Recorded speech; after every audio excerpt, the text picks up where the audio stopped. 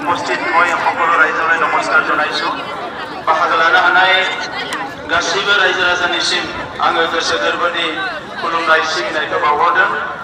गिबियावनो आंनि सिबिनायखौ आङो बड'फा उपेन्द्रनाथ ब्रह्मनि सोरगोआरि जिउ सोलेरनि खाथियाव बावहोग्रोनाय जाबाय। बिथांनि न'खरनिफ्राय जिखिनि बाहागो लाफैनो हादों साफ्रोमनोबो आङो गोसो गोरबोनि सिबिनाय आरो अननायखौ बावहरबाय। गोलाव सम सोमावसारनायाव मुंख्लं जालांनाय साफ्रोमबो मुंख्लंनि न'खरनिसिम आङो गोसो गोरबोनि सिबिनाय आरो खुलुमनायखौ बावहरबाय। बे गोलाव सम सोमावसारनायाव जायफ्रा दुखु खस्थ' मोननांबाय न' बां सावजाबाय बे गासैबो न'खरनिसिम आंनि बे समाव गोसो गोरबोनि खुलुमनाय आरो सिबिनायखौ बावहरबाय। दिनैनि हाबाफारियाव बाहागो लानो हानाय आसामनि मानगोनां सीएम सर्बानन्द सनोवाल बिथां, बाहागो लानो हानाय आसामनि एजुकेशन और फाइनेंस मिनिस्टार लोगोसे नेडानि लिंथुमगिरि डॉक्टर हिमंत बिश्व शर्मा, बेवहाय बाहागो लानो हानाय आसामनि बीजेपीनि प्रेसिडेंट रंजित दास बिथां, मंत्री भवेश कलिता बिथां, त्रिपुरानि मंत्री मेबार कुमार जामातिया बिथां, आसामनि चीफ सेक्रेटारि जिष्णु बरुवा बिथां, बाहागो लानो हानाय एमपी बिथांमोन, एमएलए बिथांमोन आरो गुबुन गुबुन काउन्सिलनिफ्राय बाहागो लाफैनो हानाय सीएम बिथांमोन, लोगोसे बाहागो लानाय सिबिनां रायजो राजा बिथांमोन।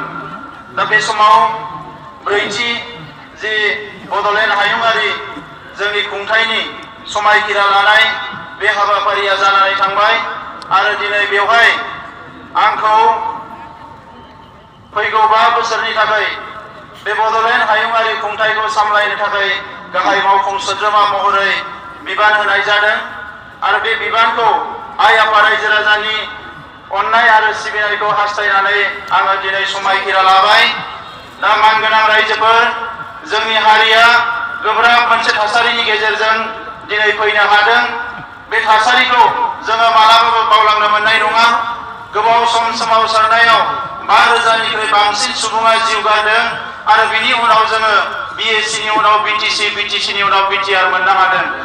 बे मोनथाम खुंथाय गोहोखौ जोङो मोनफुंनायनि उनाव हारिनि राजखान्थि मोनथायनि बाथ्राया दिनै जोंनि गेजेराव जोबनानै थाङाखैब्लाबो जोंनो जिखिनि नांगौ बेखौ जोङो मोनफुंनो हाबाय आरो बिनि गेजेरजोंनो बड'फा उपेन्द्रनाथ ब्रह्मआ जोंनो बिबान होलांनाय बुहुमाव बर' माहारिखौ मोनसे गेरेमसा माहारि दानायनि जे हाबाफारि बेखौ मावफुंनो थाखाय जों जानजि खाफ्रानांगोन।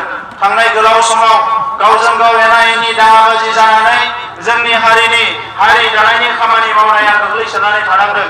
नैबे समाव आङो बर'नि सानसुमै मेलेमजिबि अफिसार जाय जेरावनो थाया मानो साफ्रोमबो बर' फिसाखौ खावलायदों जोङो खौसे जानांगोन आरो हारिनि मावनो लानाय हाबाफारिफोरखौ मावफुंनानै बुहुमाव मोनसे गेरेमसा हारि महरै गायसननो थाखाय बयबो जानजि खाफ्रागोन आं बेखौ मिजिंथिदों।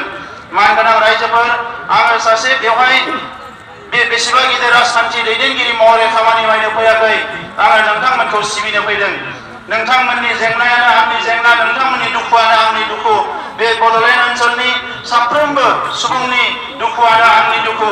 दा बेनिखायनो फारफ्रोमबो बिथिङाव जौगानाय लाबोनानै गासैबो जेंनाखौ सुस्रांनानै बिटिआर गोरोबथाखौ 100% इमप्लिमेन्ट खालामनानै जोंनि गेजेराव जोङो इयुननि जि मोनसे जौगासार बर' माहारि दानाय बे हाबाफारिखौ जोङो मावफुंगोन।